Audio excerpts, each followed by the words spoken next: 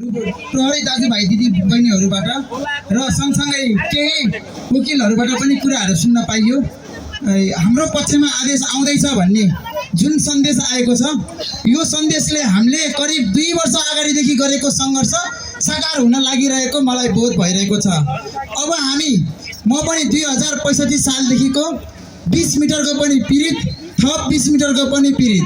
अब धेरै साथीहरूले भूमि अधिकार संरक्षण समितिको पदाधिकारीज्यूहरूले भनिसक्नु भएको छ, अब थप 20 मिटर खारेज भएर आदेश आइसकेपछि पनि 20 मिटरको लागि पनि हामीले सङ्घर्ष गर्नु छ।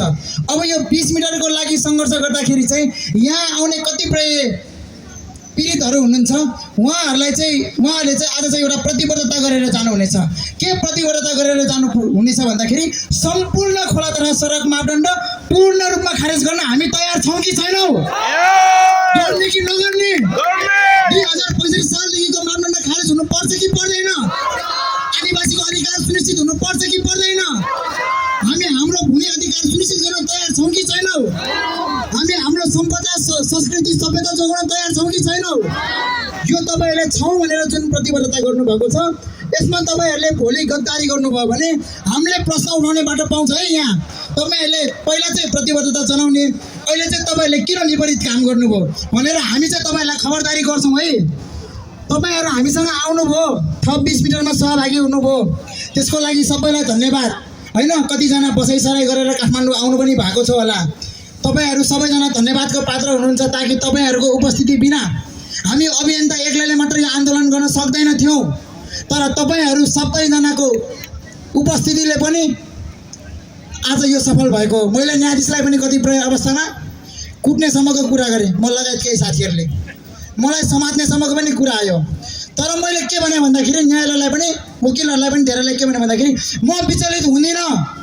गैर न्यायिक खोला तथा सडक मापदण्ड पूर्ण रूपमा जबसम्म खारेज हुँदैन विचलित हुँदिनँ भनेर मैले लगातार रूपमा तपाईँहरूको पक्षमा सबैको यसो हेरिरहेको छु। मैले यहाँ माथिबाट सबैलाई देखिरहेको छु।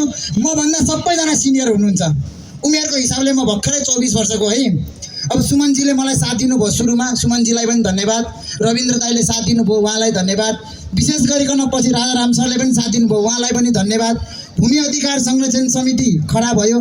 भूमि अधिकार संरक्षण समितिको प्रत्येक पदाधिकारीले मैले राखेका सल्लाह र सुझावलाई नाइ नभनिकन उहाँहरूले प्रत्येक दिन मलाई भन्नुभयो, बाबु अगाडि बढ, तिम्रा कुराहरू पनि राख, तिमी र हामीहरू सबै मिलेर जानुपर्छ भनेर उहाँहरूले सबैले मेरो कुरालाई नाइ नास्ति नगरिकन मेरो प्रस्तावलाई कतिपय मैले राखेका सकारात्मक प्रस्तावहरूलाई सहर्ष रूपमा स्वीकार गर्नुभयो। तपाईँहरू सबै धन्यवादको पात्र हुनुहुन्छ। तपाईँहरू सबलाई धन्यवाद दिन चाहन्छु। र हामी सम्पूर्ण खोला तथा सडक मापदण्ड पीडितहरू सबैजना आफै आफैमा धन्यवादका पात्र छौँ। हामी 1 2 जना अभियन्ता मात्र आन्दोलन होइन, हामी सबै आन्दोलनका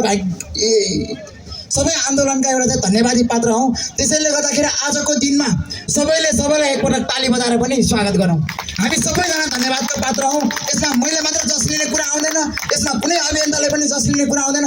यसमा जो एक दिनदेखि आजको फर्स्ट डेदेखि लास्ट डेसम्म आउने र आज एकै दिन मात्र आन्दोलनमा आउने सबैजना धन्यवादको पात्र हुनुहुन्छ। म तपाईँहरूलाई विशेष गरिकन धन्यवाद दिन चाहन्छु। तपाईँहरूले मलाई यति चासो दिनुभयो, फेसबुकबाट मैले कतिपय भनेका कुरालाई सुनि पनि दिनुभएको छ। कतिपय व्यक्तिले फोन गरेर चिन्ता चासो पनि व्यक्त गर्नुभयो।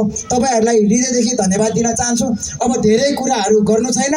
अब 2-3 वटा नारा लगाउँछु म होइन। भूमि हाम्रो प्राण हो, भूमि हाम्रो प्राण हो, सडक मापदण्डको नाममा भूमि लुट्न दिँदैनौ, सडक मापदण्डको नाममा भूमि लुट्न दिँदैनौ, सडक मापदण्डको नाममा भूमि लुट्न दिँदैनौ। सम्पूर्ण खोला तथा सडक मापदण्ड खारेज गरेरै छोड्छौ, सम्पूर्ण खोला तथा सडक मापदण्ड खारेज गरेरै छोड्छौ। हस्, तपाईँले प्रतिबद्धता जनाउनु भएको छ, त्यसको लागि धन्यवाद।